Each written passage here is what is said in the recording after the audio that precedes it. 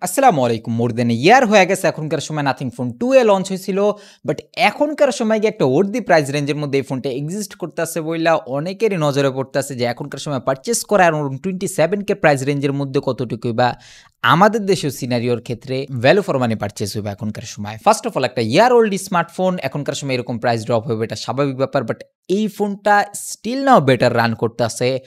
And nothing এর ফোনগুলো যখন কিনা লঞ্চ হয় প্রথম ৩-৪ মাস অবস্থা অনেক খারাপ থাকে। ক্যামেরা তারা অপটিমাইজ করে লঞ্চ করতে পারে না। ৬ মাসের অবস্থা একদম জগা খিচুড়ি থাকে। পরবর্তীতে গিয়ে একটু অপটিমাইজ হয় অ্যান্ড তখন গিয়ে এই ফোনটাকে রেকমেন্ড করা যায়। নাথিং ফোন 2 এর ক্ষেত্রে এরকম হইছে। আমরা ২০২৪ এর ইয়ার এন্ডে এসে নাথিং ফোন 2 এ রেকমেন্ড করতে পারছিলাম। অ্যান্ড পিছনের ওই গ্লিফ ইন্টারফেসের লেগা কিংবা লাইটের লেগা অনেক দোকানদার কিংবা শপ ওনাররাই এই ফোনটাকে ৪০,০০০ টাকার মধ্যে বিক্রি করছে। অ্যান্ড আমাদের দেশের আনঅফিশিয়াল ফোনের মার্কেট নিয়ে যার কিনা হওয়ার তারা কম বেশি সবাই জানে যে হাইপটের উপর বেস করে সব ওনাররা অনেক বেশি পরিমাণ টাকা চার্জ করে। লম্বা সময় অবধি দেখা যেতেছে যে এই জিনিসটা নাথিং এর ফোনের ক্ষেত্রে সবচেয়ে বেশি হইতেছে, যেটা কিনা পূর্বে ওয়ান প্লাসের ক্ষেত্রে সবচেয়ে বেশি দেখা যাইতো।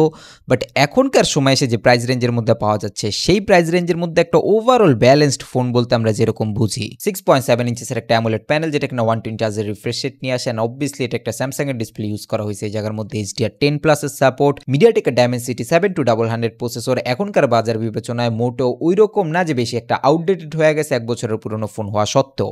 প্রাইস টু পারফরমেন্স রেশিওর কথা হিসাব করলে ওভারঅল ক্যামেরার যে সাপোর্ট অ্যান্ড নাথিং এর ফোনের ক্ষেত্রে যে একটা প্রিমিয়াম প্রাইসেস পে করতে হইতো আগের দিনে, সেই জিনিসটা এই ফোনের ক্ষেত্রে অ্যাপ্লিকেবল না এখনকার সময় যে দামের ক্ষেত্রে পাওয়া যাচ্ছে অ্যাকচুয়ালি। অ্যান্ড মডারেট পারফরমেন্স কিংবা হাই পারফরমেন্স চলাদের জন্য এর থেকে বেটার অপশন আমি মার্কেটের মধ্যে অ্যাভেলেবেল দেখতেছি না। মোরলেস যারা কিনা পারফরমেন্স ফ্রিক তারাও এই ধরনের প্রসেসর প্রোভাইড করতেছে এই প্রাইস রেঞ্জের মধ্যে। আনলেস আপনার বাজেট যদি 30K প্লাস হয় সেই ক্ষেত্রে গিয়ে অপশন অনেক বেড়ে যায়। আইকো Z9 টার্বো কিংবা আইকো নিও 3 ওগুলো much more recommendable deal for gamers. And what about camera? 50 megapixel একটা primary camera along as 50 megapixel একটা আলট্রা ওয়াইড ক্যামেরা, যেখানে ম্যাক্রো ক্যামেরা কিংবা ডেপথ সেন্সরের মতো কোনো ইউজলেস জিনিস নাই। 4K 30 FPS and 1080p 60 FPS এ ভিডিও রেকর্ডিং এর সাপোর্ট পাবেন এর প্রাইমারি ক্যামেরা দিয়ে।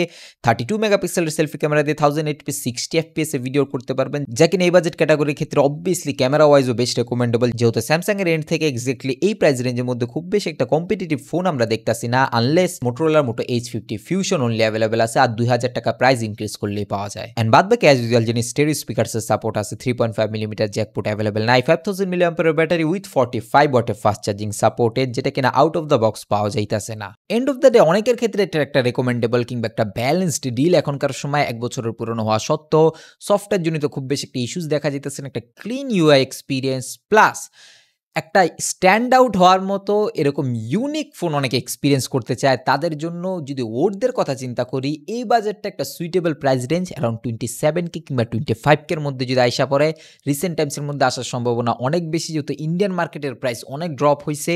অ্যান্ড ওইটা সিলসিলা যদি 25,000 টাকার রেঞ্জের মধ্যে যদি এই ফোনটা পাওয়া যায় সেই ক্ষেত্রে গিয়ে মাস্ট রেকমেন্ডেবল ডিল এখনকার সময়েও মিডিয়াটেক ডায়মেনসিটি 7200 প্রসেসরের জন্য।